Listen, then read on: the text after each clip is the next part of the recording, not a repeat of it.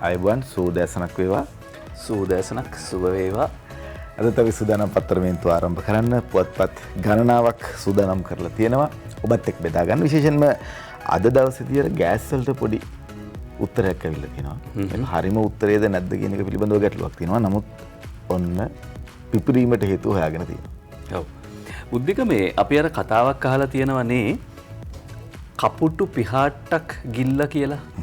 කපුටු පිහාට්ටක් මේක ගිල්ලද එනත ඒක අනිත් පැත්තට කියන කොහොම හරි අපි උදේ පාන්දර නිසා කතාව හදාගෙන ගනිමු. කපුටු පිහාට්ටක් ගිල්ලොත් ඒ ගිල්ල වෙලාවෙම නිවේදනය කරන එක හොඳයි අපි ගිල්ලා ඒක කපුටු පිහාට්ටක් කියලා.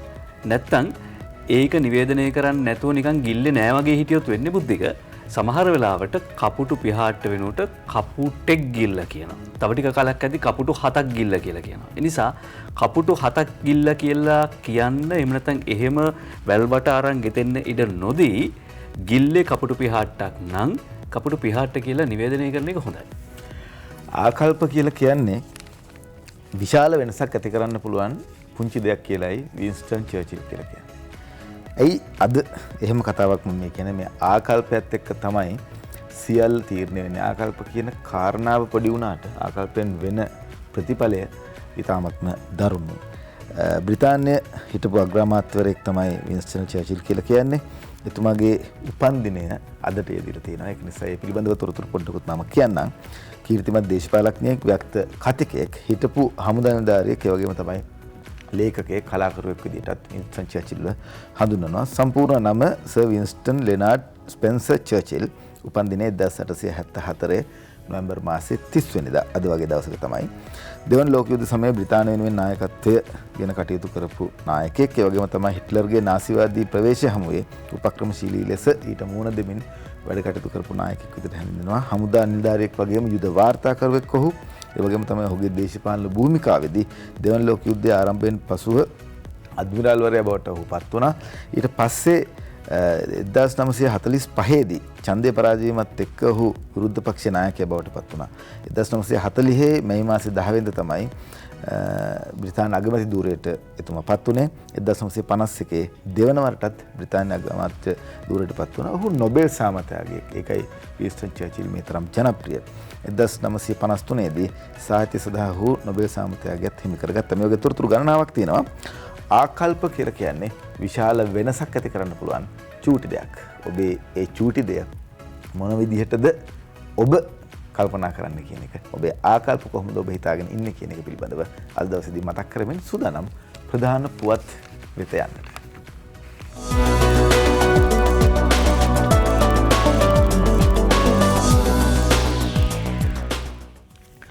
දිනූෂත් මමත් පහුගිය දිනවලදී කතා බහ කරනකොට අපිට තෙල් සම්බන්ධයෙන් කතා කරන්න සිද්ධ වුණා.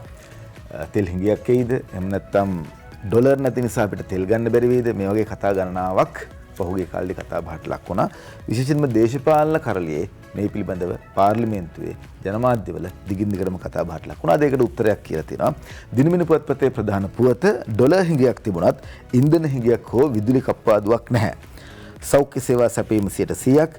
ස්වර්ණ විජේකෝන් නුවන් කොඩිකාර්ය සන්ධ්‍යා කන්නාරත්න තමයි මේ වාර්තාව ඉදිරිපත් කරන්නේ දිනමින පුවත්පතට. ඩොලර් හිඟයක් පැවතුනත් සෞඛ්‍ය සහ ඉන්ධන සැපීම වෙනුවෙන් 100%ක්ම මූලිකත්වය දී තිබෙන අතර ඉන්ධන හිඟයක් හෝ විදුලි කැපීමද සිදු නොවන බව බලශක්ති ඇමති උදය ගමන් මිල මහතා පාර්ලිමේන්තුවේදී ඊයේ ප්‍රකාශ කරා කියන කතාව අද මුල් පුවත විදිහට තෝරගෙන තියෙනවා දිනමින පුවත්පත. තෙල් පිරිපහදුව වසන අවස්ථාව වන විටත් දැවිතෙල් මෙට්‍රික් ටොන් 70,000ක් පමණ තිබුණු බවත් කිසිදු විදුලි කප්පාදු කිරීම කිසිසේත් සිදු නොවන බව අමාත්‍යවරයා ප්‍රකාශ කරා. රට තුළ පවතින විදේශී සංචිත ප්‍රමාණයත් ඉන්ධන හිඟයත් නිසා විදුලි බල කප්පාදුවක් සිදු වේ යයි එක්සත් ජාතික පක්ෂ මන්ත්‍රී රනිල් වික්‍රමසිංහ මහතා ඇසූ ප්‍රශ්නයට පිළිතුරු දෙමින් තමයි ඇමතිවරයා මේ බව ප්‍රකාශ කර සිටියේ. මෙහිදී ඇමතිවරයා විශේෂයෙන් සඳහන් කරලා තිබුණා ඉන්ධන හිඟයක් හෝ විදුලි කප්පාදුවක් වෙන්නේ නැහැ සෞඛ්‍ය සේවාවට 100% ඉන්ධන සැපයීම සිද්ධ කරනවා කියන කාරණාව. හිතේ ගින්දරට බඩේ ගෑස් පත් වෙනවා නෙවෙයි ගෑස් සිලින්ඩර පුපුරා යාමෙන් අනතුරු 10ක් වාර්තා වෙනවා කියලා අද මව්බිම් පුවත්පත ප්‍රධාන සිරස්වල හැටියට වාර්තා කරනවා. ඊයේ රට වටේම ගෑස් අනතුරු 10ක්. දිවයින පුරා මව්බිම් වාර්තා කරන පුවත් ගොනුවක් තමයි අද මව්බිම් පුවත්පතේ ප්‍රධාන සිරස්වලේ බවට පත් වෙන්නේ. තවත් තැන් 3කින් ගෑස් කාන්දු ගැන පැමිණිලි. ඒ අනුව මව්බිම 4 වෙනි පිටුවේ විස්තර ඇතිව වාර්තා වෙනවා මේ රට වටා කොහොමද අනතුරු ස්ථාන 10කින් වාර්තා වෙන්නේ කියලා. පසුගිය සතියේ සිට දිවයිනේ විවිධ ප්‍රදේශවලින් ගෑස් සිලින්ඩර පුපුරා යාමේ සිද්ධි කිහිපයක් වාර්තා වූ අතර ඊයේ ගෑස් අනතුරු 10ක් වාර්තා වී තිබේ. එසේ ගෑස් සිලින්ඩර පුපුරා යාමේ සිද්ධි වාර්තා වූයේ හැටන් මලියප්පුව, මාරවිල, යාපනය, කිරිනොච්චිය, අරුක්වත්ත, හාලියල, මාතර සහ හංවැල්ල යන ප්‍රදේශවලින්. ගෑස් කාන්දු වීමේ සිද්ධි කිහිපයක් ප්‍රදේශ කිහිපයකින් වාර්තා වූ අතර නිවසයන්ගේ පරීක්ෂාකාරී බව නිසා එම ස්ථානවල අනතුරු වැළකී ගොස් තිබෙන බව වාර්තා කරනවා. ඒ වගේම ගෑස් කාන්දු වීම වාර්තා වුණේ හැටන් මාවනැල නොවුඩ් කියන ප්‍රදේශවලින්. ගෑස් සිලින්ඩර පුපුරා යාමේ සිද්ධීන් සිදු ස්ථානවල බලවත් අලාභහන සිදු ඇති අයුරුත් වාර්තාකරුවන් දැක්ක කියලා මව්බිම පුවත්පත වාර්තා කරද්දී බුද්ධික දැන් මව්බිම කියනවා සිද්ධි 10ක් වාර්තා වෙනවා කියලා අරුණ පුවත්පත කියනවා තවත් ගෑස් පිපිරීම සිද්ධි 11ක් වාර්තා වෙනවා කියලා 10 11 බවට වාර්තා කරනවා ගත වූ පැය 48 ඇතුළත. දැන් මුළු ගණන 30යි කියලා 30 වෙනිදා පෙරේදා ඉෂා රත්නකාරේ ෆස්ලම් සිතාර ඉරාජ් ප්‍රදීප් ජානක ඔය ආදී වාර්තාකරුවන් වාර්තා කරනවා. සිද්ධි 11ක් රටපුරා වාර්තා වෙන බව තමයි අරුණ පුවත්පත කියන්නේ. මේ සිදුවීම් 30ෙම කිසිදු ගෑස් ටැංකියක් පුපුරා නැති අතර ගෑස් ටැංකියෙන් ගෑස් කාන්දු වීම හේතුවෙන් මෙම අනතුර සිදුව ඇතැයි මූලික විමර්ශන වලින් තහවුරු වී තිබෙනවා. 30න් දෙකක් ගෑස් ටැංකිවල බටේ පුපුරා යාමෙන් සිදු වූ අනතුරු වන අතර එම සිදුවීම් දෙකද සිදු ඇත්තේ රෙගියුලේටරය වසා දැමීමෙන් බටේ තුල ගෑස් පිරී යාමෙන් බව අනාවරණ වී තිබෙනවා. දැනට තිබෙන විමර්ශන වලට අනුව ගෑස් සිලින්ඩර් වල කටින් ගෑස් සිලින්ඩර වලින් ගෑස් කාන්දු වීම නිසා මේ අනතුර සිදුව ඇතැයි සැකපළ වී තිබෙනවා. ඒ වගේම සංයුතියේ ප්‍රශ්නයක් නිසා අනතුර සිදුවන්නට ඇති බවට උපකල්පනය කරනවා කියලා වාර්තා කරද්දී සංයුතිය ගැන පැය 3 පරීක්ෂණයට දින 3ක් තිස්සේ උත්තර නැහැ. නයනතරංග ගමගේ වාර්තා කරන්නේ. ඒ වගේම ඇමති රාජ්‍ය මාත්‍ය ලසන්ත අලවිගර්ණ මහත්මයා කියනවා සංයුතියේ වෙනස බලපාන බවට මොරටු සරසවියේ මතයක්. ඒ මතය ඊයේ දවසේ ලැබෙන්න නියමිතයි කියලා සඳහන් කරන්නේ. ආයි අපි යමු අරුණ පුවත්පතේ ප්‍රධාන සිරස්වලට සාලි කුමාර ගුණසේකර වාර්තා කරන්නේ මේ පරීක්ෂණයට එච්චර කල් ගන්න ඕනේ නැහැ කියලායි ඔවුන් වාර්තා කරන්නේ. ගෘහස්ස ගෑස් සිලින්ඩර් වල පවතින සංයුතියේ යම් වෙනසක් සිදු ඇත්තැයි සොයා බැලීම සඳහා ඛනිජ තෙල් නීතිගත සංස්ථාවේ රසායනාගාරයට ගතවන්නේ පැය 2ක් වැනි කෙටි කාලයක් පමණක් බව අරුණ කරන ලද සොයා බැලීමකදී අනාවරණය වී තිබෙනවා. ඒ වුණාට පවතින ආందోලනාත්මක ගෑස් සිලින්ඩර් ආශ්‍රිත පිපිරීම් හමුවේ පාරිභෝගික අධිකාරිය විසින් ද්‍රව ගෑස් සාම්පල් ඛනිජ තෙල් නීතිගත සංස්ථා රසායනාගාරයට බාර දීලා මේ වනට දින 3ක් ගත වෙලා තිබෙනවා. හැබැයි අධිකාරිය විසින් එම සංස්ථාවට සාම්පල ලබා දී තිබුණේ පසුගිය සෙනසුරාදා. සෙනසුරාදා දීපු එකේ ප්‍රතිඵල තවම නැහැ කියලායි වාර්තා කරන්නේ. කොමුණත් මොරටු සරසවියේ මේ පිළිබඳ විශේෂ පරීක්ෂණයක් කරනවා. කමිටුවක් පත් කරලා තිබෙනවා. වාර්තාව කඩිනමින් පාරිභෝගික සේවා අධිකාරියට කියලායි වාර්තා කරන්නේ. ඊ රාජ්‍ය මාත්‍ය ලසන්ත අලගේන මහත්මයා කිව්වේ මේ ඛනිජ තෙල් සංස්ථාවේ කරපු පරීක්ෂණයේ ප්‍රතිඵල කෙලින්ම ඒ කියන්නේ පාර්සල් කඩන්නෙත් නැතුව ඒ ලිපිගොනු ඒ ආකාරයෙන්ම මොරටු සරසවියට යනවා කියලා. ඊළඟට පාර්ලිමේන්තුවේ කතා වුණා මුජිබුර් රහමාන් මන්ත්‍රීවරයා කියනවා ගෑස් සංයුතිය වෙනස් කළ අය අල්ලන්න කියලා. අජිත් අලහකොන් ප්‍රධාන සිරස්වලේම වාර්තා කරනවා අරුණ පුවත්පතේ ඒ කරුණාත්. අද දිවයින පුවත්පතත් එම පුවතමයි තෝරගෙන තියෙන්නේ. ඊයේ ගෑස් පිපිරීම් 10ක් කියලා දිනමින දිවයින පුවත්පත වාර්තා කරනවා. සිලින්ඩර් වල ප්‍රොපේන් 49ක්, බියුටේන් 51ක්. පිපිරීම් වලට හේතුව සංයුතියේ වෙනසක් කියලා සඳහන් කරන්නේ. ලාභයක් ගන්න එසේ කළාද සපුගස්කන්ධ පිරිපහදුවේ පරීක්ෂණ වලින් හෙළිවෙයි. ශිරාන් රණසිංහ මේ වාර්තා ඉදිරිපත් කරන්නේ. ගෑස් සිලින්ඩර් වල අඩංගු වී යුතු ප්‍රොපේන් සහ බියුටේන් සංයුතිය පරීක්ෂා කිරීමේදී මේ වන විට වෙළඳපොලේ තිබෙන ගෑස් සිලින්ඩර් වල ප්‍රොපේන් අනුපාතය 49ක් සහ බියුටේන් අනුපාතය 51 දක්වා වෙනස් කර තිබීම නිසා ගෑස් සිලින්ඩර් හා ගෑස් ලිප් ගන්නා ගිනි ගන්න බවට සපුගස්කන්ධ පිරිපහදු රසායනාගාරයේ පරීක්ෂණයේදී තහවුරු වී ඇතැයි විශ්වාස කටයුතු ආරංචි මාර්ග වලින් සඳහන් කරලා තියෙනවා කියලා තමයි කියන්නේ. ඒත් එක්කම තව තොරතුරක් වාර්තා කරනවා කිසිදු ගෑස් නියාමනයක් මෙතෙක් සිදු වෙලා නැහැ කියලා රාජ්‍ය අමාත්‍ය ලසන්ත අලගියන්න මැතිතුමා ඊයේ දවසේදී කරපු ප්‍රකාශය පාර්ලිමේන්තුවේදී අද දිවයින පුවත්පත උපුටා ගන්නවා. විශේෂයෙන්ම අකිත පෙරේරා සහ රනිල් ධර්මසේන මේ වාර්තාව ඉදිරිපත් කරන්නේ දිවයින පුවත්පතට. එහිදී රනිල් වික්‍රමසිංහ මහත්මයා කියලා තියෙනවා මේ කාරණය කෝප් කමිටුවට ගෙන එමු කියලා. මේකට හේතුව තමයි ගෑස් සම්බන්ධයෙන් කිසිදු ප්‍රමිතියක් නීතිගත කර නොකිරීම මෙන්ම ගෑස් වෙළඳපොළ සඳහා නියාමනයක් නොකිරීම විශාල අඩුපාඩුවක් බව හොයාගෙන තියෙනවා කියන එකත් ලස්සන්ත අලගේ මහත්මයාගේ ප්‍රකාශයත් එක්ක තමයි කියලා තියෙන්නේ. අපි අඩුම ගානේ මේක කෝප් කමිටුවටවත් දාමු කියලා. ඒ කියන්නේ 1960 තමයි ලංකාවට ගෑස් ගෙනන පටන් ගත්තේ කියලා කියන්නේ එදා ඉඳලා මේ දක්වා එහෙම නියාමනය කියලා නැහැ. මේ වගේ ගැටලු මතුවුණායින් පස්සේ තමයි මේ පිළිබඳ කතා වෙන්නේ. කොහොම වුණත් දැන් ප්‍රොපේන් බියුටේන් අනුපාතය වෙනස් කළා නම් විමත වෙනස් වුණා නම් ඒත් එක්කම පාරිභෝගිකයන්ට උපදෙස් මාලාවක් නිකුත් වෙන්න ඕනේ. පාවිච්චි කරන රෙගියුලේටර් එක මාරු කරන්න ඕනේද වෙනස් කරන්න ඕනේද? මොකද වායු සංයුතය වෙනස් වෙනවා නම් ඒත් එක්කම අපි භාවිත කරන මෙවලම් වෙනස් වෙන්න ඕනේ. ඒවා සිද්ධ වුණාද? හරිද? ඒ ප්‍රමිතිය පිළිබඳව වෙන ගැටලු තියෙනවා. අනික් පැත්තෙන් ගත්තාම දැන් මේ වතාවේ අපි දැක්කා මේ ගෑස් ටෙන්ඩර් එක නිකුත් කරන එහෙම නැත්නම් ගෑස් ටෙන්ඩර් එක අනුව ගෑස් සපයන සමාගම ගාණ වැඩි කරන්න සහ තවදුරටත් Tamanට මේ ගෑස් ටෙන්ඩර් එක දික් කරන්න කියලා ඕන් පොඩි සත්තමක් දැම්මා. මේ සත්තම දාද්දි තමයි ගෑස් හිඟයක් වෙළඳපොළේ ඇති වුණේ. නියමිත වෙලාවට ඒගොල්ලෝ ගෑස් දුන්නේ නැහැ. ගෑස් සමාගමේ සභාපති රේට්‍රෝ ගෑස් සමාගමේ සභාපතිවරයාත් කිව්ව එක වතාවක ගෑස් මාෆියාවක් ක්‍රියාත්මක වෙනවා කියලා. ගෑස් මාෆියාවක් ක්‍රියාත්මක වෙනවා කිව්වා. ඊට පස්සේ Tamanටම මේ ටෙන්ඩර් එක ගන්න පොඩි සත්තමක් දැම්මා. ඊළඟට ගෑස් තොගය ආවයින් පස්සේ මෙහෙම ගැටලු තියෙනවා. ඒ නිසා මේ ගැටලු ඔක්කොම අපි හැම විටම කියන වගේ එක මේසයකට ගෙනලා කල්පනා කරන්න ඕනේ. ඒකයි අපි කියන්නේ කපුටු පිහාට්ට ගිලපු වෙලාවේ ඒක පිහාට්ටක් කියලා කියන්න ඕනේ. එහෙම නැත්නම් රටේ මිනිස්සු හිතන්න පටන් ගන්නවා කපුටු ටිකම ගිල්ල. කපුටු 7ක් ගිල්ල කියලා. මොකද අනිත් අය සමාජ මාධ්‍ය වලින් කපුටු 7ක් කියලා කියන්නත් ඉඩ තියෙනවා. ඒක නිසා තමයි කපුටු පිහාට්ට ගිලපු වෙලාවේ පිහාට්ට ගිල්ල කියන එක හොඳ. ඊළඟ පිපිරීම මොකද්ද? ඔමික්‍රෝන් නිසා යලිත් ආසාදිතයන් ආසාදනය වෙන්න පුළුවන්. ඒ කියන්නේ හැදිච්ච කෙනෙක්ට කොවිඩ් නැවත වතාවක් ඔමික්‍රෝන් නිසා හැදෙන්න පුළුවන්. එහෙම අවදානමක් තියෙනවා. අද පුවත්පතේ ප්‍රධාන සිරස්තලේ වාර්තා කරන්නේ. ඒ අනුව එක්වරක් කොවිඩ් ආසාදිතව සුව වූවන් ඔමික්‍රෝන් නිසා යලිත් ආසාදිතයන් වීමේ ඉඩක් ලෝක සෞඛ්‍ය සංවිධානය අනතුරු අඟවා සිටිනවා. ඒ අනුව අද වෙනවිට හඳුනාගෙන ඇති මේ ඔමික්‍රෝන් ප්‍රභේදයේ හේතුවෙන් එක්වරක් ආසාදනය වෙච්ච කොවිඩ් ආසාදිතයන් යලිත් වටයකට ආසාදිතයන් බවට පත්වීමේ අවදානම ඉහළ බව ලෝක සෞඛ්‍ය සංවිධානය සඳහන් කරනවා. ඔවුන්ට මේ ප්‍රභේදය ආසාදනය වීමේ වැඩි සම්භාවිතාවක් පවතින බව දැනට සිදු කර ඇති අධ්‍යයන මගින් පැහැදිලි වන බව ලෝක සෞඛ්‍ය සංවිධානය පවසනවා. කොහොම වුණත් මේ බව ස්ථිර කරන්න පවතින දත්ත සීමා සහිත බව තමයි පවසන්නේ. ලෝ පුරා කරන පරීක්ෂණවල ලැබෙන දත්ත අනුව එය තීරණය කරන්න පුළුවන්. මේ වෙනකොට ලෝකේ රටවල් කිහිපයකට මේ නව ප්‍රභේදය ඔමික්‍රෝන් ප්‍රභේදය පැතිරලා කියන එකත් තවදුරටත් වාර්තා කරනවා අද විදේශ පුවත් අතරේ. කෝප් කමිටුවේ වාර්තාවක් අද ලංකාදීප පුවත්පත ලොකු අකුරෙන් මුල් පුවතට වාර්තා කළ තියෙනවා. ලංකාදීප පුවත්පතේ කෝප් කමිටුව සංචාරක අධිකාරිය පට්ටගසයි. සංචාරක බංගල අලුත්වැඩියාවෙන් කෝටියක් පිල්ලි ගිහින් කල්පිටි පාරකට වැඩිපුර කෝටියක් අරන් ආයෝජකයාගේ පර්මිට් එක වසර 10ක් පමා වෙලා සුජිත් හේවාජුලිගේ සහ අංජුල මහික වීරරත්නයි මේ වාර්තාව ඉදිරිපත් කරන්නේ.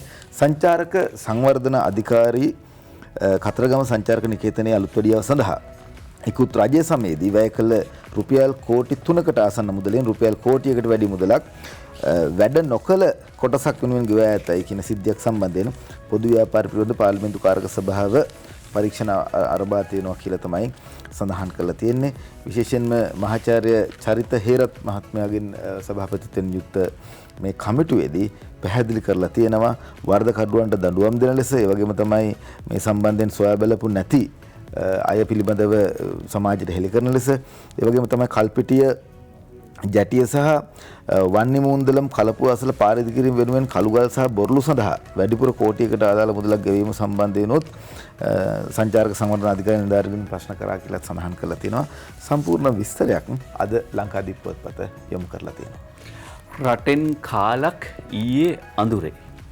රටෙන් කාලක් ඊයේ අඳුරේ. මොකද වුනේ? දැන් වින්ස්ටන් චර්චිල්ගේ උපන්දිනේත් අදනේ දිනෝෂ. වින්ස්ටන් චර්චිල් කිව්වා ඔය මේක මේ ජනප්‍රිය කතාවක්. සරුංගලේ ඉහළට නැගෙන්නේ නම් සුළඟට එරෙහිව. ඒක නිසා ඕන වෙලාවක සුළඟ සමගින් නෙවෙයි සරුංගලේ ඉහළට නගින්නේ.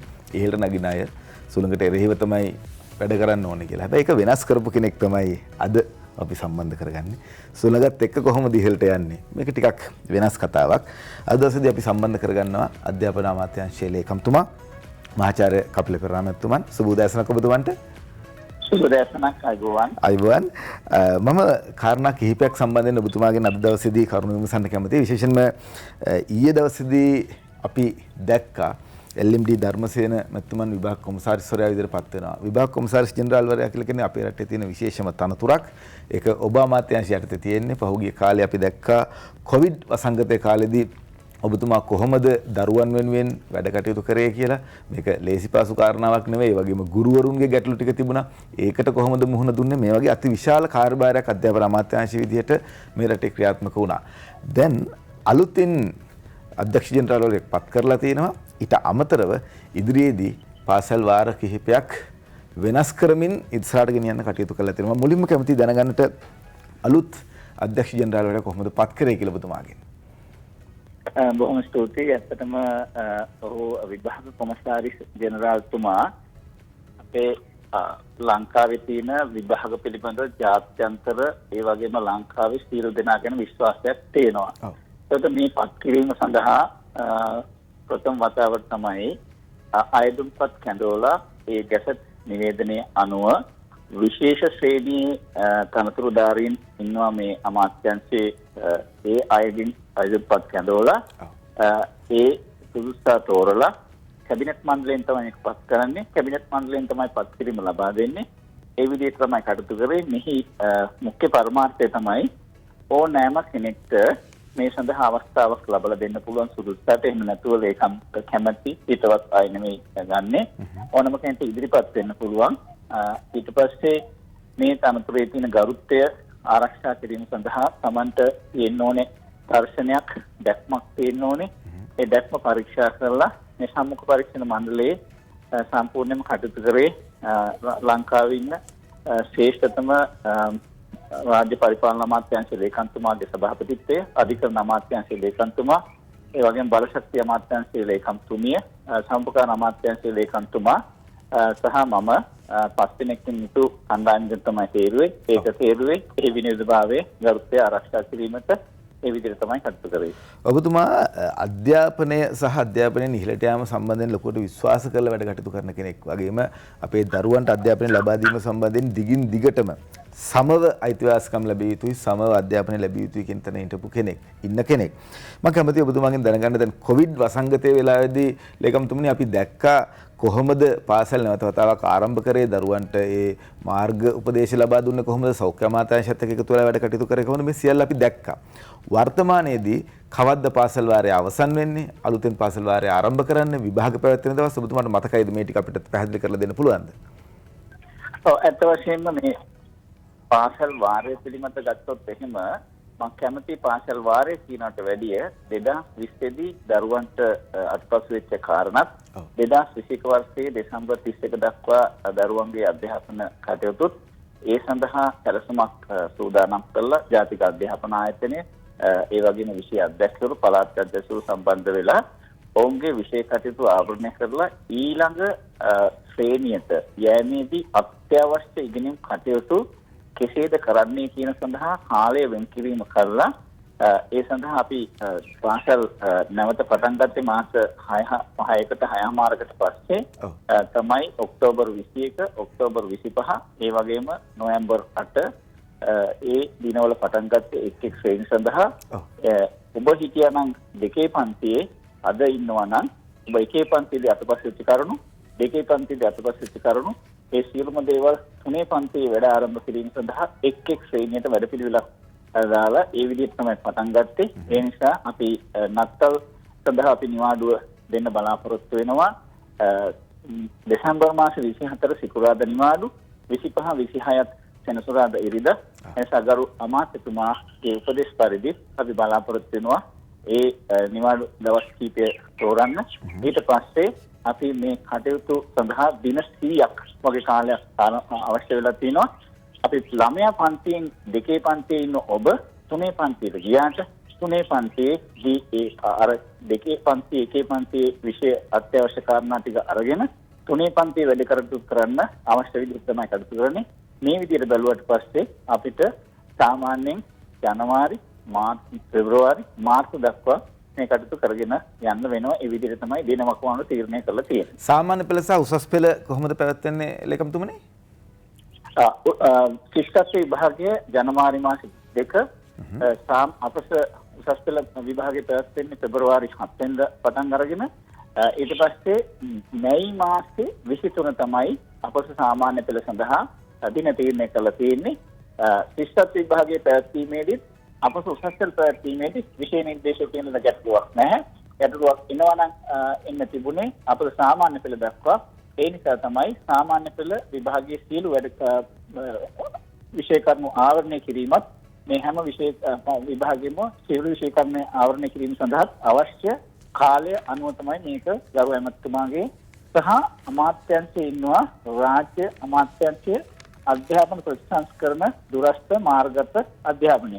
මෙහිදී අපේ අවධානය යොමුනේ ඔබ මුලින් ගත්ත පූර්විකාට අනුව හැම දිනකට සම අධ්‍යාපනය එනිසා ඔබ දන්නවා අපේ රටේ තියෙන වාතාවරණය හැම දිනකටම සංඥා පහසුකම් නැති නිසා අපි උපකල්පනය කරා මේ වැඩසටහනේදී කිසිම දරුවෙකුට අසාධාරණයක් නොවන විදිහට ඒ වගේම ගුරුවරුන්ට අධ්‍යාපනඥයන්ට විදුහල්පතිවරුන්ට ඒ නම් ශීඝ්‍රත්වය තියලා යම් විදියකින් දුරස්ථ මාර්ගපතම විදියට අනුගමනය කළ යම් කණ්ඩායමකට පහසුවක් වුණත් අපි කල්පනා කරේ කිසිම අධ්‍යාපනයක් ලබා ගන්න බැරුව මුහුණට මුහුණලා පන්තියට එන්න බැරි වෙච්ච කෙනාට දක්වා ඒ පරාසය තුළ නම් ශීඝ්‍රත්වය තියලා තමයි මේ කටයුතු සිදු කරේ. ඔබතුමා ලේකම්වරයා වුණාට පස්සේ මහාචාර්ය කපිලපෙරේර මැතිතුමනි ලංකාවේ පාසල් ගණනාවකට අලුත් විදුහල්පතිවරු ලබා දුන්නා. වර්තමානයේදී ප්‍රධාන පෙළේ පාසල් කිහිපයකටම නියමාකාරයෙන් විදුහල්පතිවරු පත් කරලා නැහැ. ඒ පිළිබඳව ඔබතුමාලා ක්‍රියාත්මක වෙනවද? ඉක්මනටම විදුහල්පතිවරු ලබා දෙනවද? මොකද ඒකේ තත්ත්වය? පැහැදිලිවම ගත්තොත් ගරු මහාචාර්ය ජී.එල්. පීරිස් අමාත්‍යතුමාගේ උපදෙස් අනුව එතුමා වැඩ බාර ගන්නකොට ජාතික පාසල් 373න් 278ක්. ඒ වගේම ගරු දලස් අලහප්පරුම අපේ ගරු අමාත්‍යතුමා ඉන්නකොටත් මේ කටයුත්තේ උපදෙස් දීලා තිබුණේ විනිවිදභාවයෙන් හැම දෙනාට අවස්ථාව දෙන්න විධිමත් විදියට කරන්න රාජ්‍ය සේවා කොමිෂන් සභාවේ අනුමැතිය අරගන්න. මා එතනින් ඔබට ගිහිල්ලා කිව්වා ලේකම්වරයා මේ පත්විඳයක් කරන්න අවශ්‍ය නැහැ රාජ්‍ය සේවා කොමිෂන් පත් කරන්න කියන එක. ඒකට වර්තමානයේ වෙනකොට අපි තීරණය කරලා තියෙනවා රාජ්‍ය සේවා කොමිෂනේ ලොකු උදව්වක් අපිට ලැබුණා. යම් කිසි විදුහලක් හෝ යම් කිසි තනතුරක් විභාග කොමසාරිස් ජෙනරාල්තුමා හෝ වේවා අතිරේක ලේකම් කෙනෙක් හෝවා අධ්‍යක්ෂ කෙනෙක් හෝවා මාස 6කට කලින් ඒ පුරස්පාඩු හඳුනගෙන අවුරුද්දකට හැකි සෑම අවස්ථාවකින් පුරස්පාඩු ගණනය කරලා අපි ඒ නියමිත විදිහට තෝරා ගන්න තීරණය කරලා තිනවා. ඒ අනුව එනකොට තිබුණේ 278යි දැන් ඉදිරි මාස 6 ඒ කියන්නේ අපි මැයි මාස පටන් ගත්තාම දෙසැම්බර් 31 දක්වා තම 92ක් තියෙනවා. අධ්‍යාපන පරිපාලනයේ එක ශ්‍රේණිය, අධ්‍යාපන පරිපාලනයේ 2 3 ශ්‍රේණි, ඒ වගේම ශ්‍රේණිදාර විදුහල්පතිවරු මේ සඳහා අවසාන වශයෙන් පුරස්පාඩු සඳහා ඔබ කිව් විදිහට කොළඹ විශාඛා විද්‍යාලය, කොළඹ රාජකීය විද්‍යාලය, කොළඹ ආනන්ද විද්‍යාලය, ඒ වගේම ගාල්ලේ රිච්මන්ඩ් විද්‍යාලය, මාතර රාහුල විද්‍යාලය, අනුරාධපුර මධ්‍ය මහා විද්‍යාලය මේ වගේ ඉතාම ජනප්‍රිය පාසල් සඳහා මේ කටයුත්තේදී පුරස්පාඩු පිළිම සඳහා සියලු ඉල්ලුම් පත්‍ර සැඳෝලා දෙසැම්බර් මාසේ 6, 8, 9, 10 යන දිනවල රාජ්‍ය සේවා කොමිෂන් විභාගයේ අනුමැතියෙන් පත් කරපු පරීක්ෂා සම්මුඛ පරීක්ෂා මණ්ඩල හරහා මේ කටයුතු සිදු කරනවා විනිවිදභාවයෙන්.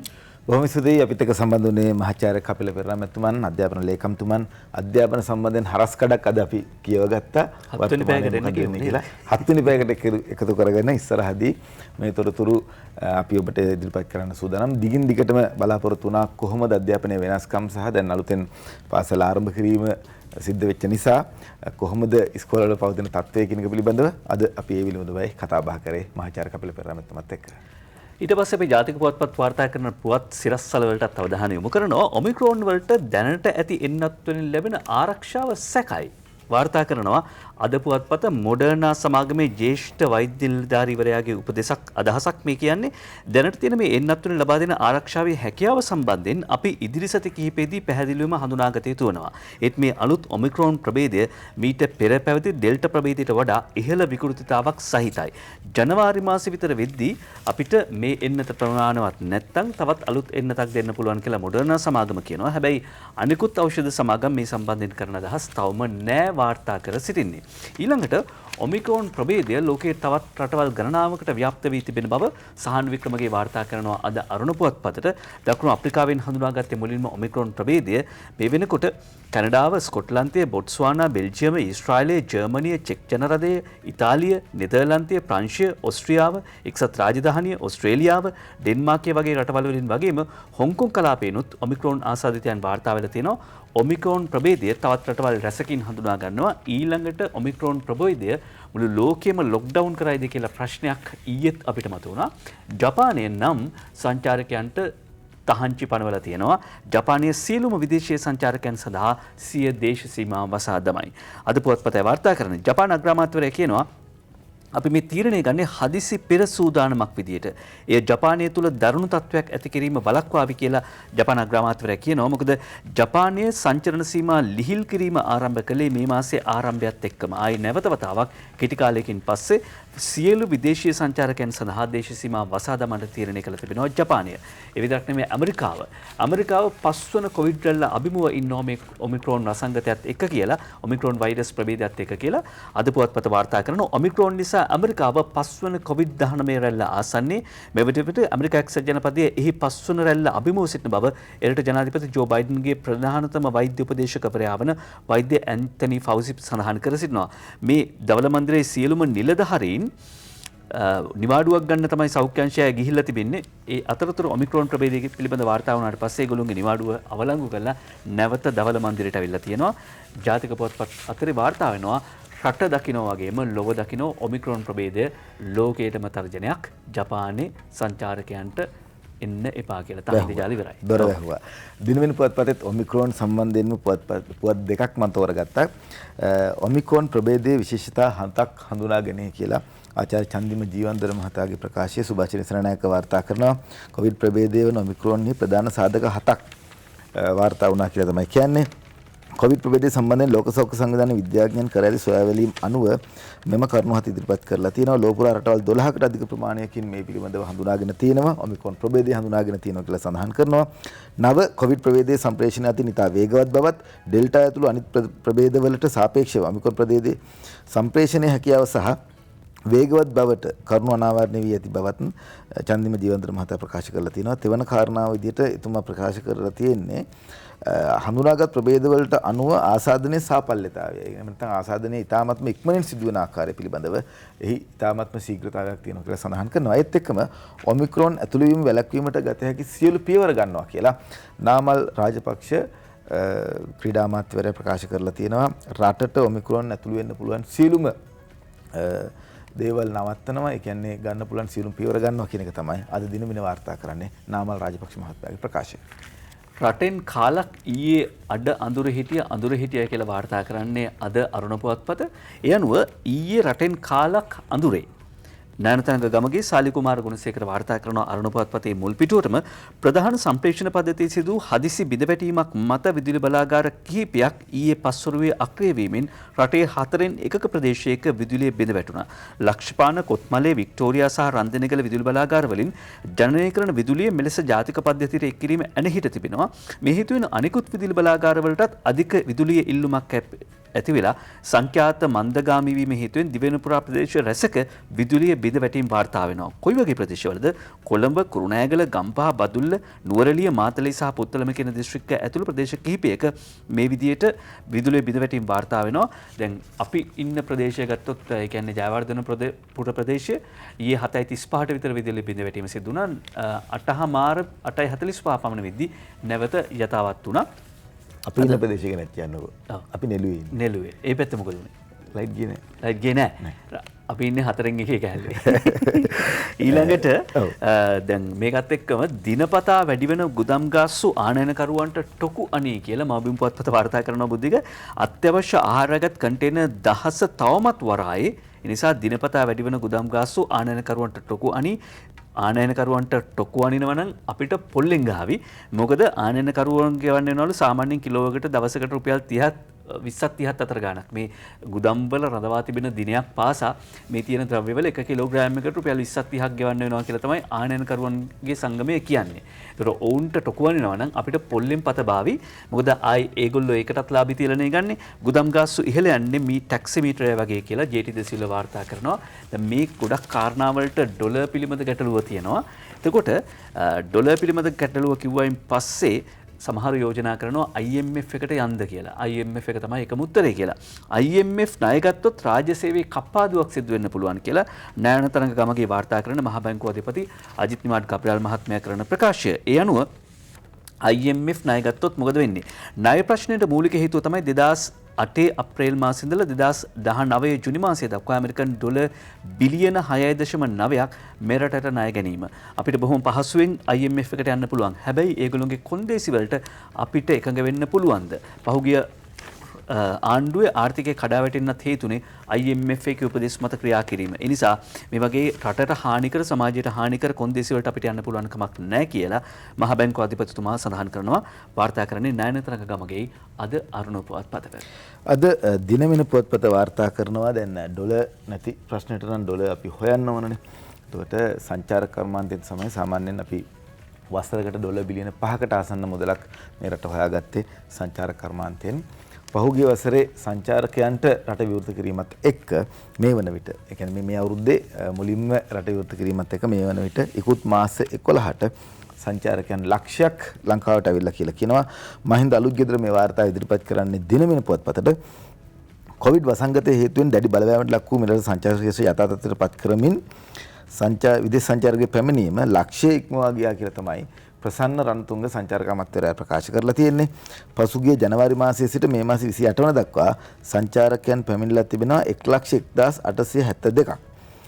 නොවැම්බර් මාසේ පළවෙනිදා ඉඳලා පෙරේදා වෙනකන් කියන 28 වෙනිදා වෙනකන් සංචාරකයන් සංඛ්‍යාව පැමිණිලා තියෙනවා 41,177ක්. ඒ වගේම තමයි සංචාරක ප්‍රවර්තන අධිකාරියේ සංඛ්‍යාලේඛන අනුව වැඩිම සංචාරකයන් පිරිසක් පහුගිය දින 28 තුළ පැමිණ ඇති බව වාර්තා වෙනවා. ඒ ඉන්දියාවෙන් ඊට අමතරව රුසියාව, එක්සත් රාජධානිය, පාකිස්තානය, ජර්මනිය, මාලදිවයින, ප්‍රංශය, ඇමරිකාව, කැනඩාව සහ ඕස්ට්‍රේලියාවෙන් සංචාරකයන් පැමිණ තිබෙනවා කියලා සඳහන් කරලා තිනවා. ඉන්දියාවෙන් පැමිණ ඇති සංචාරකයන් සංඛ්‍යාව 13,368යි. ඉන්දියාව පසුගිය දින 28 කාලය තුළ වැඩිම සංචාරකයන් පැමිණ ඇත්තේ ඉන්දියාවෙන්. ඊට අමතරව රුසියාවෙන් කියලා සඳහන් කරනවා. මේ අපිට මුදල් ලැබෙන ක්‍රම. ඊළඟට අරුණ පුවත්පතට අවධානය යොමු කරනවා පාම් මිල වැඩි කළා ඊයේ අපි වාර්තා කළා රුපියල් 10කින් වැඩි කළා. දැන් 80යි පාන් ගෙඩිය. ඒ අනුව පාම් මිල වැඩි කිරීමත් එක්ක පාන් කන ප්‍රමාණය පාන් අලෙවි අඩු වෙලා කියලා අද අරුණ පුවත්පත වාර්තා කරනවා. මිල වැඩිවීමත් සමග පාන් කෑම අඩු වෙලා බේකරි සංගමයේ කියයි සාලි කුමාර ගුණසේකර සහ සිතාර ඉරාෂ් වටවල ඉඳලා වාර්තා කරනවා. මිල වැඩි වෙන එක හොඳ නෑ තමයි. හැබැයි පාන් කන එක අඩු වෙන එක නම් ඒක හොඳ කාරණාවක්. ඊළඟට චීන තානාපති කාර්යාලය නිකුත් කරපු නිවේදනයක් අද ණයන ගමගේ උපුටා දක්වනවා. ඒ තමයි බටහිර ණය උගුලෙන් ලංකාව බේරගත්තේ අපි. දැන් මේ වෙනකොට මතයක් බොහෝ විට හදන්න යනවා මේ චීන ණය උගුල ගැන. මේ චීනය ආර්ථික වශයෙන් ශක්තිමත් වීම ගැන බය වෙච්ච ජාත්‍යන්තරයේ සමහර රටවල් පවා මේ මතය ගොඩනගන්න උත්සාහ ගන්නවා.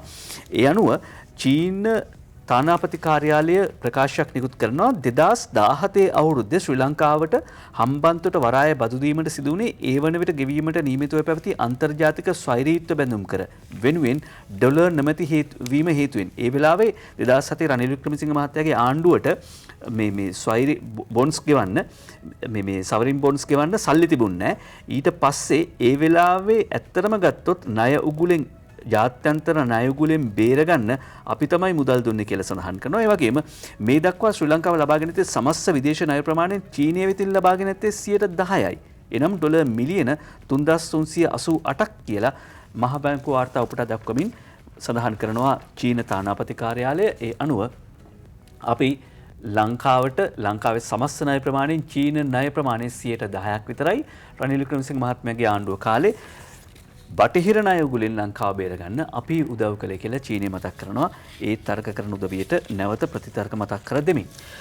අද දින මින පුවත්පතත් වාර්තා කරලා තියෙනවා විශේෂයෙන්ම කොහොමද අලුත් වැඩියාවකදී මගඩි ගැහුවේ කියන කෝප් කමිටු වාර්තාව.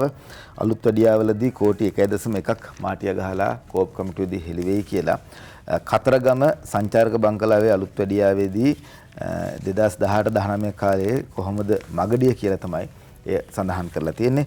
ඒත් එක්කම දිව ඉන පුවත්පත වාර්තා කරනවා තෙල් ගන්න ඇමරිකාවෙන් ඉල්ලූ ණය මුදලිනුත් රුපියල් මිලියන 35500ක කොමිස් මුදලකට අනුමැතිය අරන් කියලා සඳහනක් තියෙනවා. ඒ වගේම තමයි තෙල් ටැංකි නවීකරණයට ගෙන කැබිනට් පත්‍රිකාව රනිල්ගේ රජය අවලංගු කරා. ඩොලර් නැතුව තෙල් නැව දින 6ක් මුහුදේ කියලා අනුර කුමාර දිසානායකගේ කතාව අද වාර්තා කරලා තියෙනවා දිව ඉන පුවත්පතට අකිත පෙරේරා සහ රනිල් ධර්මසේන. ඉතින් විශේෂයෙන් සඳහන් කරලා තියෙනවා හිටපු ඇමතිවරයෙකු චන්දි වීරකොඩි මහතා එම තෙල් ටැංකි 16ක් නවීකරණය කිරීමට කැබිනට් පත්‍රිකාවක් ගෙනාවද එය අවලංගු කිරීමට අගමැති රනිල් වික්‍රමසිංහ රජය ක්‍රියා කළ බව විදුලි බල හා බලශක්ති විරෝධ අයවැය කාරක සභාවේදී සඳහන් කරලා තියෙනවා. ඛනිජ තෙල් නීතිගත සංස්ථාවට අත්‍යති අවසනාවන්ත ඉරණම මෙන්ම ආර්ථිකය කඩා වැටීමට මේ රජයේ වගකී යුතුයි කියලා තමයි අනුර කුමාර දිසානායක මහත්මිය පාර්ලිමේන්තුවේදී සඳහන් කරලා තියෙන්නේ. ත්‍රිකුණාමලයේ පිහිටි තෙල් ටැංකි යලි පවරා ගැනීමට ක්‍රියා කරන බවට උදම් අනු වත්මන් ඇමති උදේ ගම්මන්පිල මහතා තවමත් එය කර ගැනීමට නොහැකිව සිටින බවද අනුර කුමාර දිසානායක ජාතික ජනබලවේගයේ නායකයා ප්‍රකාශ කරලා තියෙනවා.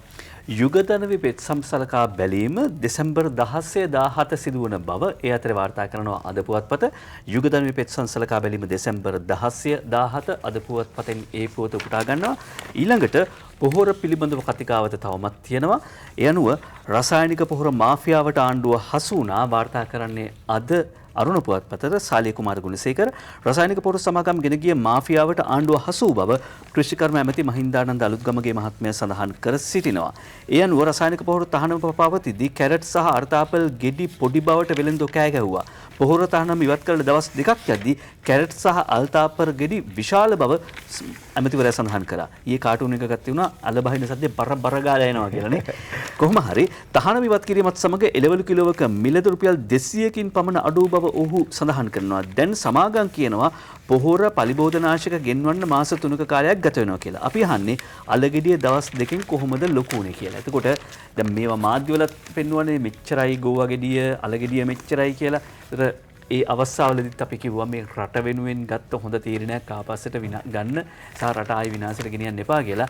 ඒකේ තාක්ෂණික ගැටලු තියෙන්න තිබුණා. හැබැයි ඒ තාක්ෂණික ගැටලු ටික හඳුනගෙන සහ ඒව ටික නිසි ආකාරයෙන් කළමනාකරණය කරගෙන මේක කෙරෙන්න ඕනේ වැඩක් කියලා විවේචනය කළා නම් උද්ඝෝෂණ කළා නම් අනාගතේ අපිට දෙස් තියෙන එකක් නැහැ. දැන් දොස් තියනවත් නෙවෙයි දෙස් තියෙනවා. පොහොර තහනම ඉවත් කළත් ගැසට්ටුව පරක්කුයි වාර්තා කරනවා තවදුරටත් සාලිය කුමාර ගුණසේකර. රසායනික පොහොර සහ පලිබෝධනාශක තහනම අවලංගු කළ බවට කෘෂිකර්ම ඇමතිවරයා ප්‍රකාශ කළ දින 5ක් ගත වුණත් අදාළ ගැසට් පත්‍රයේ ඊයේ වෙන විටත් නිකුත් කරලා නැහැ. ඉච්චර කලබලයක් ඕනේ නැහැ කියලායි අපිටත් හිතෙන්නේ.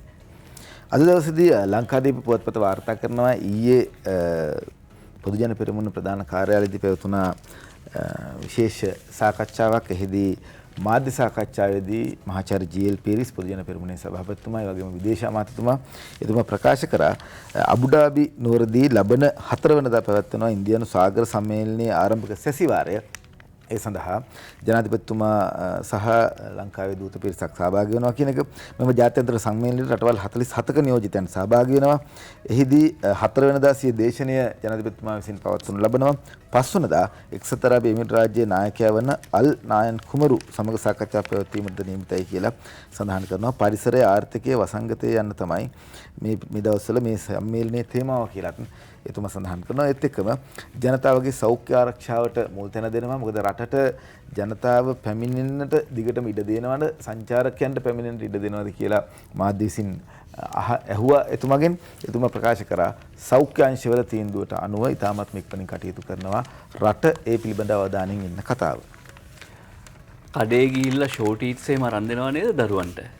ඔන්න බලන්න රටින් ගෙන කුණු අල රට පුරා හෝටල් වලට බෙදෙන ජාවාරමක් අරුණ පුවත්පත මව්බිම් පුවත්පතේ මේ වාර්තාව සඳහන් කරලා තිබුණා. කේ.කේ. ආරිදාස දඹුල්ලේ ඉඳලා වාර්තා කර සිටින්නේ ෂෝට් ඊට්ස් හදන්න කියලා තමයි මේවා කඩවල වලට විකුණන්නේ. රටින් ගෙන ආපු කුණු අල තමයි මේ විදිහට බෙදන්නේ. දඹුල්ලේ ආර්ථිකයේ ගබඩාවක අල කිලෝ 45000ක් නගරාධිපති ජාලි ඕපාත මහත්තයාට ලැබිච්ච තොරතුරක් අනුව තමයි මේ වැටලීම සිදු කරන්නේ. මේ අවස්ථාවේදී අදාළ ගබඩාවේ ඉදිරිපස සම්පූර්ණයෙන්ම වහලා පිටුපස කොටසේ කාන්තාවන් 25 දෙනෙකු පමණ ඉන්දියාවෙන් ගෙන අර්තාපල් අල ගෝණි වලින් ඉවත් කරලා ඒවා පවිත්‍ර කරමින් සිට තිබෙනවා. විශාල ගබඩාව තුල අර්තාපල් අල කිලෝග්‍රෑම් 45000ක් පමණ ගොඩ ගහලා තියෙනවලු. කොහොම හරි මේකට මේකේ අයිතිකාරය දුරකථනින් ගෙන්නගෙන තියෙනවා. මේවා ඉන්දියාවේ සිට රැගෙන ආ බවත් වරායෙන් නිදහස් කළ කිසිදු ලියවිල්ලක් Taman සතෝ නොමැති බවත් පවසා තිබෙනවා. මේවා හෝටල් සඳහා ලබා දෙන බව ඔහු පිළි අරගෙන තියෙනවා. ඒ වගේම මේ ගෙන ආපු අල හෝටල් වලට යවනවා ෂෝට් ඊට්ස් හදන්න. හැබැයි අපි නම් මේවා කන්නේ නැහැ කියලත් ඔහු පිළි අරගෙන තියෙනවා. අර්ජුන රණතුංග මහත්මයා එක්සත් ජාතික පක්ෂයෙන් ඉල්ලා අස්වෙනවා. අපි දැක්කා පහුගිය දිනවලදී දිගින් දිගටම මාධ්‍ය වලින් වාර්තා කරා මේ ආණ්ඩුව දැම්පෙරළයි වගේ තමයි දිනුෂ කතා බහට ලක් කරේ. හැබැයි ඡන්දයක් තව අවුරුදු 2 මාස 10ක් වෙනකන් නැහැ. ජනාධිපතිවරණයක් හෝ පාර්ලිමේන්තු මැතිවරණයක් ප්‍රධාන ඡන්දයක්. මේ අතරතුරේදී අපි පාර්ලිමේන්තුවේ දෙවන වර කියවීමේ ඡන්ද ප්‍රතිඵලය දැක්කා. 3න් 2කටත් වඩා වැඩි ප්‍රමාණයකින් ඡන්දය ජයග්‍රහණය කරනු ලැබුවා ආණ්ඩු පක්ෂය. විශේෂයෙන්ම 153ක් ඡන්ද ලබාගෙන ඡන්දය ජයග්‍රහණය කරනු ලැබුවා. මේ අතරතුරේදී අපි දැක්කා ගාමිණී ලොහුගේ മന്ത്രിතුමා ඇමතුමා ඇතුළු 3 දෙනෙකුට පක්ෂයේ 3 දෙනෙකුට ඡන්දය ලබා දීමට එන්න හැකියාව ලැබුණේ නැහැ කොවිඩ් වෛරසය නිසා. මේ කාරණා ඔක්කොමත් එක්ක දැන් අපිට දකින්න ලැබෙනවා අද තවත් කතාවක්. ඒ අර්ජුන රණතුංග මැතිතුමා ඉල්ලා අස්වෙනවා එක්සත් ජාතික පක්ෂයෙන්. එතුමා ලිපියක් බාර දෙනවා එක්සත් ජාතික පක්ෂ නායකයාට. එහිදී සඳහන් කරනවා ලැබූ දැවැන්ත පරාජයෙන් පසු වර්තමාන සහ අනාගත අභියෝග ජය ගැනීමට සුදුසු වැඩපිළිවෙලක් සකස් කළ යුතු වුවත් එවැනි වැඩපිළිවෙලක් ඇතිවන බවක් පේනට නැති හේයින් තවදුරටත් පක්ෂයේ රැඳී සිටීම පළක් නොවන බව හැඟී යනවා කියලා තමයි අර්ජුන රණතුංග මහත්මයා රනිල් වික්‍රමසිංහ මහත්මයාට යවපු ලිපියේ සඳහන් කරලා තියෙන්නේ.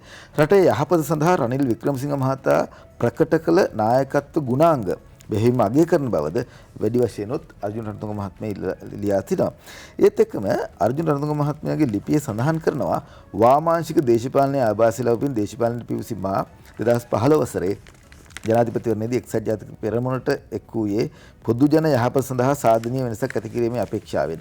එම අපේක්ෂාව ඉටු කර ගැනීම සඳහා මුල් පියවර තබමින් ඒ වසරේ පැවති පාර්ලිමේන්තු මැතිවරණයේදී ගම්පහ දිස්ත්‍රික්කයෙන් වැඩිම මනාප ලබා පාර්ලිමේන්තු අසුනක් දෙනා ගැනීමට හැකි වුණා. නමුත් අද වන විට එතුමා ඒ පිළිබඳව සතුටු වෙන්නේ නැහැ. එක්සත් ජාතික පක්ෂයේ ක්‍රියාකලාපය සම්බන්ධ කියලා තමයි සඳහන් කරන්නේ. ඒ වගේම තමයි ක්‍රීඩා අමාත්‍යාංශය බාර ගැනීමට කැමැතිදයි ඔබතුමා විමසා සිටීම මා සිහිපත් කරන්නේ කෘතඥතා පූර්වකව කියලාත් සඳහන් කළා තියෙනවා. මේ විදිහට දීර්ඝ ලිපියක් ලියමින් අර්ජුන රණතුංග මහත්මයා ඉල්ලා අස්වලා තිනවා එක්සත් ජාතික පක්ෂයෙන්. අපි අර්ජුන රණතුංග මහත්මයාට ඔහුගේ ඉදිරි දේශපාලන ගමන පිළිබඳව සුබ පතනවා. අලුත් ගමනක අලුත් මාවතක වාමාංශික දේශපාලනයත් එක්ක එකතු වෙලා යන ගමනකට සූදානම් වෙයි කියලා අපි විශ්වාස කරනවා. හිටපු ජනාධිපති මෛත්‍රීපාල සිරිසේන මහත්මයා එහෙම නැත්නම් හිටපු පොලිස්පතිවරයව බයිපාස් කරගෙන නිලන්ත ජයවර්ධන හිටපු බුද්ධ අධ්‍යක්ෂවරයා හිටපු ජනාධිපති මෛත්‍රීපාල සිරිසේන මහත්මයා එක්ක තොරතුරු හොමාරු කරගෙන තියෙනවා. ළඟ සම්බන්ධයක් සමීප සම්බන්ධයක් පවත්වාගෙන ගිහිල්ලා තියෙනවා. ජනපති සහ බුද්ධි ප්‍රධානියා අතර ඒ කාලේ ඍජු ගනුදෙනුවක් තිබුණා කියලා හිටපු පොලිස්පති පූජිත් රේහි නඩුවේදී පොලිස්පති සාක්ෂි දෙයි පාස්කු ප්‍රහාර නඩු විභාගය. ඒ අනුව දැන් හිටපු ජනාධිපතිවරයා සහ හිටපු බුද්ධි අධ්‍යක්ෂවරයා අතර ලොකු සමීප සම්බන්ධතාවක් තිබුණා. බුද්ධි තොරතුරු යනවා බුද්ධි අධ්‍යක්ෂවරයාට. එයා ඒක ඊට පස්සේ අනිත් අය ආරක්ෂක මණ්ඩලයට දායි කියලා බලාගෙන හිටියා. කොහොම කබැලිදිල්ලක්ද තිබුණ කියලා නඩු විභාගයේදී හෙළිදරව් වෙනවා. ඊළඟට වාර්තා කරන්න කැමති තවත් ජාතක පුවත්පත්වල වාර්තා වෙන පුවත් කිහිපයක් තියෙනවා. එකක් තමයි පහුගිය දවස්වල වාර්තා වෙන්න ඇති සමහරට ඔබේ ජංගම දුරකථනයටත් එන්න ඇති කෝටි ගානක තෑගි දිනලා තියෙනවා. ඊට පස්සේ විවිධ ජාවාරම් වලට හවුවෙච්ච උදවිය ඉන්නවා වෛද්‍යවරුන් ඉංජිනේරුවන් වගේ ප්‍රකට පුද්ගලයන් පවා ලොකු තෑග්ගක් දිනලා තියෙනවා. ඒකේ මූලික මුදල විදිහට අහවල් මුදලක් දාන්න කියලා. දෙමටගොඩ මත්තෝලියා නයිජීරියානු හොර කල්ලියත් අන්දයි. නයිජීරියානු හොර කල්ලියක් තමයි අර වෛද්‍යවරු ඉංජිනේරුවන් මේ ආදී පිරිසක් දැලේ දාගත්තේ. දෙමටගොඩ මත්තෝලියා ඒ නයිජීරියානු කල්ලියත් දැලේ දාගෙන තියෙනවා. අන්තර්ජාල ඔස්සේ වෛද්‍යවරුන් බැංකු නිලධාරීන් ඇතුළු විදේශ ක්ෂේත්‍රවලට අයත් පුද්ගලයන්ගේ ලක්ෂ ගණනින් මුදල් වංචා කළ නයිජීරියානු කල්ලියක් දෙමටගොඩ මද්‍රව්‍යයට බැහැවුවන්ගේ වංචාවකට හසු වෙලා තිබෙනවා. මොකද මේ නයිජීරියානුවන් කරන්නේ දැන් බුද්ධිකට SMS එකක් එවනවා. බුද්ධිකට ඈගක් දිනලා තියෙනවා. අහවල් account number එකට සල්ලි දාන්න කියලා. ඒ අහවල් account number එක අයිති මේ විදිය මත්ලෝලීන්ට දෙමළකොට ප්‍රදේශයේ පුද්ගලයන්ගෙන් එහෙම ඒගොල්ලොන්ගේ ගිණුම් අංක තමයි ගන්නෙ. එතකොට මේ විදිය එක පුද්ගලයෙක් මොකද කරලා තියෙන්නේ? ඒ අහවල් ගිණුම් අංකයට සල්ලි වැටිච්ච ගමන් ඔහු අරගෙන ඒ සිද්ධිය වාර්තා කරනවා. අද ලංකාදීප පොත්පත වාර්තා කරනවා. දැන් අපි කපිල පෙරේරා මහාචාර්යතුමාව සම්බන්ධ කරගත්ත අධ්‍යාපන අමාත්‍ය ලේකම්තුමා එතුමා කිව්වා මග ඇරිච්ච පාඩම් ඉතාමත්ම ඉක්මනින් දරුවන්ට කියලා දෙන්නට ඕන අත්‍යවශ්‍ය දේවල් කියලා දීමේ වැඩපිළිවෙලක් තමයි කරන්න කියලා. හැබැයි ඒක එහෙම කරන්න බෑ කියලා අද ලංකා ගුරු සංගමය කියනවා. ලංකාදීප පොත්පත මේ වාර්තා කරන්නේ පාසල් වැසුණු දවසරේ විෂය කොටස් සියල්ල මාස 3න් උගන්වන්න බෑ. කොවිඩ් වසංගතය වෙනුවෙන් පාසල් විවෘත කර පසු අත්‍යවශ්‍ය විශේෂ කොටස් පමණක් ඉදිරි මාස තුලදී උගන්වන්නේ අධ්‍යාපන ලේකම්වරයා දැනුම් දුන්නද ඉන් සති දෙකකට පසුව එම තීරණය වෙනස් කර සියලු විෂය කොටස් උගන්වන්නේ පාසල් බලධාරීන්ට දැනුම් දී ඇතැයි ලංකා ගුරු සංගමය ප්‍රකාශ කරනවා. පාසල් දරුවන්ට ඉගෙනීමේ ක්‍රමවේදය පිළිබඳ සති දෙකෙන් දෙකට තීන්දුව වෙනස් කිරීමෙන් දරුවන් මෙන්ම ගුරුවරුන්ද බලවත් අසරණ තත්ත්වයකට පත්ව සිටින බව ලංකා ගුරු සංගමේ ප්‍රධාන ලේකම් ජෝසප් ස්ටාලින් මහතා ප්‍රකාශ කරා කියලා සඳහන් කරනවා. ස්ටාලින් මහතා ඉතින් සැරේට මොනවා හරි එකක් කියනවා. ඒක හොඳයි. අපි මීට දවස් කීපයකට කලින් සති කීපයකට කලින් සිරස්සලයක් කිව්වා ලෙනින් මරපු ස්ටාලින් කියලා. කොහොම වුණත් දැන් අවුරුදු දෙකක් ඉස්කෝලේ වහලා තිබුණ උනාට පොතේ හැටියට ඔන්ලයින් වලින් ඉගන්නන්න නැතිනේ. එහෙම ගත්තාම මාස 3න් උගන්නන්න කියන එක අනිත් පැත්තට කල්පනා කරලා බලන්න වෙනවා. කොහොම වුණත් මේවා වසංගත. HIV රෝගීන් 3700ක් සිටියත් ප්‍රතිකාර ගන්නේ 2600යි. ජාතික ලිංගාශ්‍රිත රෝග සහ ඒඩ්ස් වැඩසටහනේ අධ්‍යක්ෂිකා විශේෂඥ වෛද්‍ය රසාංජලි හෙට්ටිආරච්චි මහත්මිය කරන මේ අනාවරණය අපි ප්‍රකාශ කරන්නේ මොකද හෙට තමයි ජාත්‍යන්තර ඒඩ්ස් දිනය. ප්‍රතිකාර තුලින් HIV ආසාදනය වුවන් ඒඩ්ස් රෝගය දක්වා වර්ධනය වීම වළක්ව ගන්න පුළුවන්. ඒ නිසා වෙන්න ඕනේ ප්‍රතිකාර ගන්න එක. 3700ක් හඳුනගෙන ඉන්නවා. එයින් 2600යි ප්‍රතිකාර ගන්න එන්නේ. කොන් කිරීමට ලක් වෙන නිසා තමයි අනිත් අය බොහෝ විට ප්‍රතිකාර ගන්න ඉන්නේ නැත්තේ. හැබැයි ඒඩ්ස් දක්වා වර්ධනය වුණොත් විතරයි HIV ආසාදිතයන් මරණයටපත් වෙන්නේ. මරණයට මෙහා ජීවිතේ බේර ගන්න නම් ප්‍රතිකාර ලබා ගන්න එක වැදගත්. ගිය අවුරුද්දෙත් සාමාන්‍යයෙන් ආසාදිතයෝ 390 ගණක් විතර හොයාගත්තලු. මේ අවුරුද්දේ කියන්නේ 2020 අවුරුද්දේදී ඒක වැඩි වෙලා තියෙනවා 495 දක්වා. ඒ නිසා ආසාදිතයන් වැඩිපුර වාර්තා වෙන්න පටන් ගන්නවා. HIV ආසාදිතයන් ඒඩ්ස් රෝගීන් බවට පත් වුණොත් තමයි මරණයට ලක් වෙන්නේ කියලා විශේෂඥ වෛද්‍යවරයෙක් කියනවා. ඒ නිසා ප්‍රතිකාර ලබා ගන්න සංස්කෘතික තහංචි දැන් ලිහිල් වෙමින් යනවා මේ සමාජ ජාල රෝමේවත් එක්ක ගත්තාම. ඒ නිසා අඩුතරමින් මේ සෞඛ්‍ය බැමි ටික හරි අපි හරියට තදින් ගැට ගහ ගන්න වෙනවා.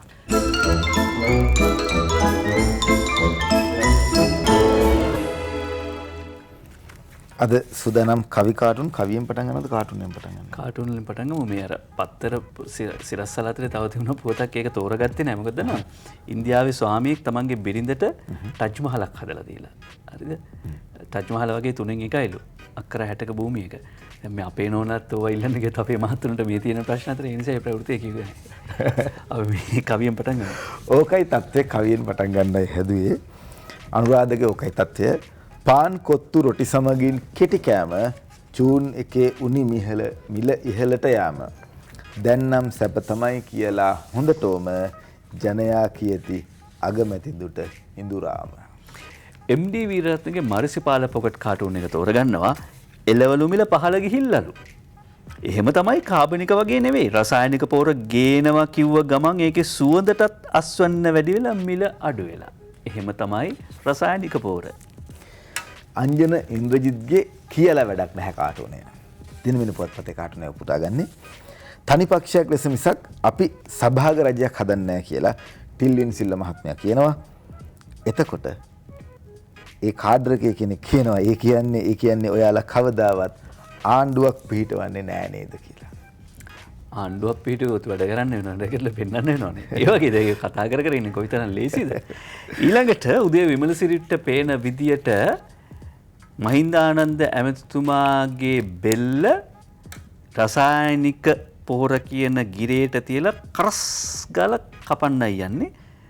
ඇඳලා තියෙන විදිහට නම් උදේ විමලසිරි ජනාධිපතිතුමාගේ අත වෙන්න ඕනේ. කොහොම හරි ඔව් බලන්නකො මේ ඔව් ඒ වගේ තමයි පේන්නේ. කරස් ගාලා කැපිලායි වගේ පේන විදිහට. අරුණ පුවත්පතේ කාටුනේ හසන්ත විජේනායක නිර්මාණය කරන්නේ. ගෑස් වල ප්‍රශ්නෙත් එක්ක ලසන්ත අලගිය වන්න ඇමතිතුමා සබන් බෝලේ යවනවා මේ ගෑස් වලින්. ඒ කියන්නේ ගෑස් හොඳද නැද්ද කියලා චෙක් කරන්නත් ඕනනේ දැන් සිලින්ඩරයක් ගත්තාම. මේ කතාව තමයි උපහාසයට ලක් කරලා තියෙන්නේ. අංජන ඉන්ද්‍රජිත්ගේ කාටුන් එක තෝරගන්නේ දින මින පුවත්පතෙන් ආණ්ඩුවක් හදන්න එක්වන ඕනෑම පක්ෂයක් අතර මතකටුම් තියෙනවා කියලා අගමැතිතුමා කියාගෙන යන්නේ ගෙවල් ඇතුළේ දෙන්න දෙමාල්ලන්ගෙත් අඩදබර තියෙනවනේ.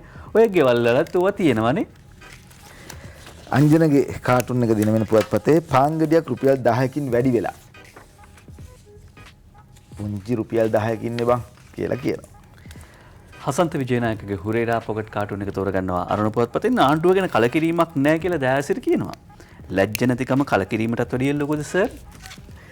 දවසේ පද 4 විදුර අබේනායකගේ පාන්දරම දුටුවේ බඩු මිල හීනයි පාන් මිලත් අඩු 100ට පොඩි ගානයි පාන් පිටිත් කඩපිල්වල අඩමානයි පාන් කියා ගන්නටවත් බැරි ගානයි විදුර අබේනායකගේ දවසේ පද 4 අද 7 වෙනි පැයට සම්බන්ධ වෙනවා පරිසර අමාත්‍යාංශයේ පරිසර අධිකාරියේ සභාපතිතුමා එස් අමරසිංහ මහත්මයා එතුමත් එක්ක පරිසරය සම්බන්ධව කතා කරන්න කියලා සූදානමින් අපි ඔබෙන් සමුගන්නවා.